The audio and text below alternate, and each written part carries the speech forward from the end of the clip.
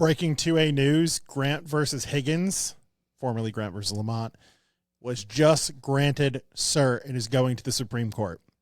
My name is Josh. And I'm Michele. And we talk to you about Connecticut 2A issues, and this is probably the best podcast we have done ever. Moments ago, I got a phone call from Mr. Eddie Grant, the lead plaintiff in Grant v. Higgins, formerly Grant v. Lamont, telling us that it was just granted cert. This just broke on CCDL's Facebook page too, and hopefully this video will be out very shortly, so you guys will be seeing it right away. And if you don't know what this lawsuit is, I'm surprised, but this is the AR assault weapon lawsuit for our ban in Connecticut to overturn the ban. So this is from the original 2013-2012 ban, including the CT others too. Yes. So this is very good for everyone that's a gun owner in Connecticut. I'm going to read CCDL's Facebook post. We're filming this about 12:30 right now. This broke 15 minutes ago.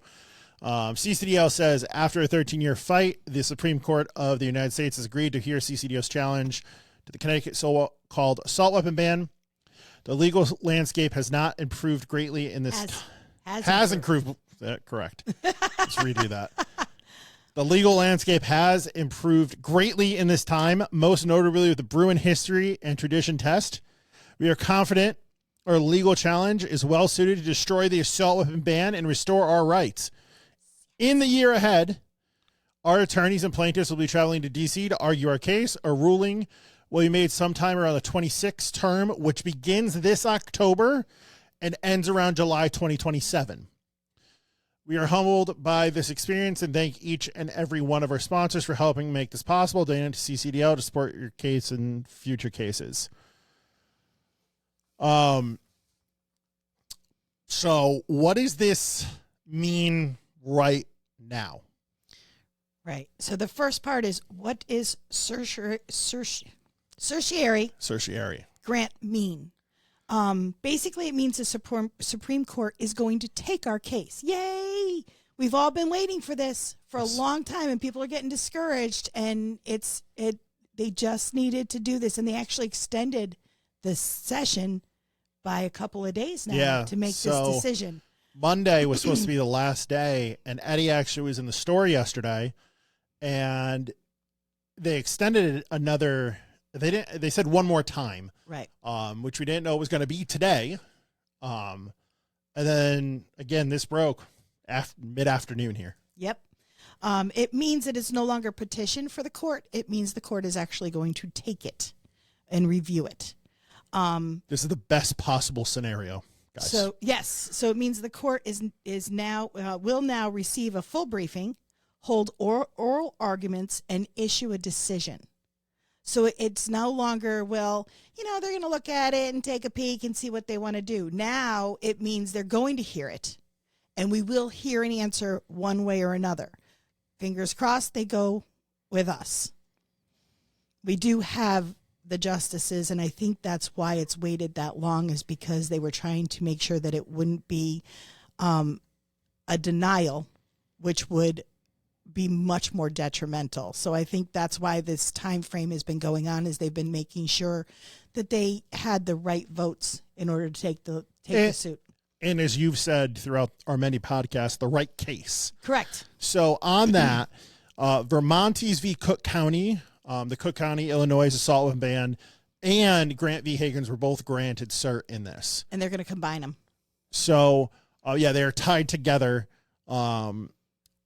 So the court is using the Vermontes question, not necessarily every issue in Connecticut. They're going to, I think, combine those for that AR-15 platform and similar semi-automatic rifles, which means that assault weapon ban.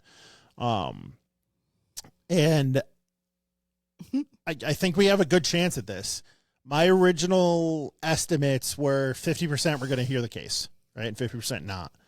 I think when the case is heard, I don't want to be too optimistic. I'm going to go with 70% yes, 30% no. I'd say higher. You're going higher? I like to be a little conservative on the estimates. Only because of the time it's taken to get there, to accept it. I think they needed to get all their ducks in a row. And they've been... There's a lot of ducks. There's a lot of ducks. Well, and they've been inundated with suits this year. Yep. In this session that the Supreme Court had between gun stuff, Voting 2A rights. stuff, voting rights, immigration stuff. I mean, they have been inundated.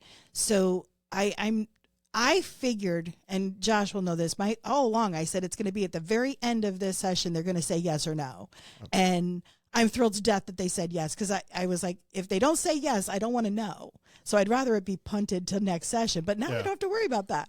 So, and that in just this session, we've had 2 pro 2A cases, right? We haven't discussed the vampire rule yet. We are filming a 2A roundtable Thursday. So we'll probably be discussing it then. And we did talk about the marijuana. That one. Yes. So that's 2A wins here. And I think this is the cherry on top. They built they built the foundation, and then they're throwing the whole cake on it now. I love it. I love it. So what does this mean for Connecticut? The assault weapon ban is still in effect. This does not change anything today, right now. No. Nothing changes for FFLs or gun owners or pending enforcement. But they're going to decide within a year from now. Correct. Whether this is a true upstanding law, or as I would say, everyone watching this feels illegal and unconstitutional. And it may not be easy. I mean, even if they shoot it down, and I've said this several times. I mean, look at what New York did after Bruin. SCOTUS would come in and say, that's not constitutional, and New York would just change a word or two. So it was a constant battle over there. I'm hoping that's not the case with the way the ruling comes out. But again, there's a lot of unknowns still. The known is that they're going to hear it, and we're going to get our day in court. And that's what matters right now. We don't have a date for this yet. No, October through July of next year. But I will seriously make an attempt to go down there. I'm going. It just depends if I have any pre-booked vacations. I'm going. I'm going to make it work. But, if I already have some stuff planned in here that's paid for. Well, I have February planned, so that would suck. Okay, but yes. So we will make our best attempt to be down there, and we will be doing some vlogs. I think we're going to be absolutely do some mobile podcasts. I think it'd be awesome to be part of history. This is history for Connecticut. This is the Constitution state. Yes, this is a huge step, and I hate to say it this way, but win or lose, I am happy that we've gotten this far. Yeah. I want the win. Definitely obviously.